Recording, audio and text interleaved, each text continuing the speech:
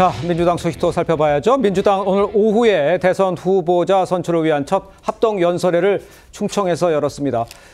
지난 19, 20대 대선에서는 첫 순회 경선 호남에서 시작을 했었잖아요. 이번에는 충청입니다. 충청을 선점해야 하는 이유 뭐 이런 것 때문에 있기 때문에 충청으로 간 거라고 보면 됩니까? 네, 그렇죠. 이번에 대선은 좀 상징성이 있습니다. 충청이 워낙에 민심의 바로미터라는 이야기도 있고 네. 또 최근에 화두가 세종 이전을 대통령실에 할 것이냐 말 것이냐에 대한 부분이 있고 그러다 보니까 지방 분권 강화 시대에 충청부터 경선을 하면서 여러 가지 국민적 관심 그리고 지지율을 올리기 위한 전략이라고 보이는데요. 예.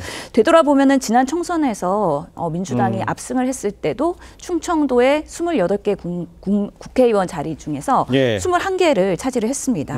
그때도 압도적인 성과를 났었는데 그 이전으로 다시 돌아가 보면은 지방선거에서는 6개의 충청도의 광역 지자체장 모두 국민의힘 장이 휩쓸었었거든요. 그만큼 시기에 따라서 시대에 따라서 여러 가지 충청 민심이 흔들리고 있기 때문에 민주당이 충청도부터 시작하는 대선의 국면에서 대한민국 위기를 잘 극복하는 미래를 제시하겠다라는 부분에 있어서의 의미가 있고요. 또 어제 토론회를 통해서 세종 이전에 대한 계획들을 각 후보마다 이야기했기 때문에 그런 부분에서의 국회 그런 세종 이전 그리고 정부 청사의 완전 이전 그리고 대통령실까지도 어떻게 순차적으로 보완을 하면서 세종을 활성화시킬 건지에 대해서 후보들의 그런 생각들을 읽을 수 있는 기회였다고 생각합니다. 알겠습니다. 신현영 전 의원도 지금 지난 대선에서 충청에서의 득표가 좀 모자랐었다. 이런 것 때문에 충청에 좀 집중하고 있는 민주당의 모습을 좀 언급을 해주셨는데 아까 좀 전에 언급한 대로 그 세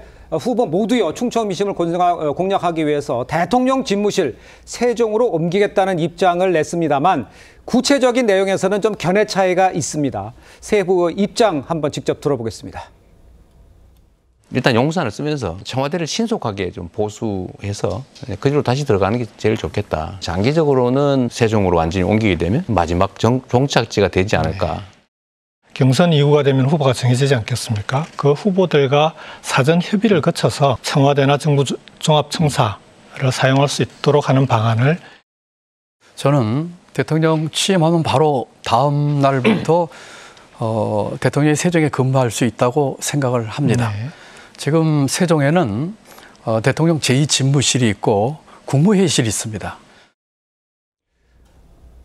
조금씩 좀 다르다 이렇게 좀 느끼기에는 그렇게 보이는데 우리 김기영 대변인께서는 어떻게 해석을 하십니까? 저는 우선적으로 용산이 이제 대통령 윤석열 전 대통령이 이제 선택을 해서 옮기지 않았습니까? 국민 세금이 들어갔습니다. 그리고 청와대는 국민에게 돌려줬습니다. 700만 명이 찾았습니다. 그리고 다 좋아하십니다. 그리고 외국인 관광객도 80만 이상이 찾았다고 합니다. 용산에 못 들어간 이유가 뭡니까? 저는 뭐 주술적인 얘기 막 하시던데요. 지금 과학의 시대에 그 주술을 누가 믿는지 모르겠습니다. 도리어 야당이 그냥 윤석열 전 대통령이 있었기 때문에 싫어하신 것 같은데요. 국민들이 그게 납득을 할지 저는 잘 모르겠습니다. 그리고 저는 현실적으로 전 청와대에 다시 들어간다는 부분에 있을 때 만약에 들어가기 위해서 물리적으로 용산을 잠시 쓰겠다. 좀 그럴 수 있다고 봐요. 근데 저는 김동연 지사 입장에서 회의실이 있다, 집무실이 있다. 본인 혼자 거기 공간에 있는다고 되는 게 아니고요. 저도 대통령실에 근무했지만 대통령 본인이 얘기를 하더라고요. 100명 정도로 시작을 하겠다. 100명 가지고 저희도 문재인 정부에 비해서 문재인 청와대에 비해서 인원수를 줄였습니다.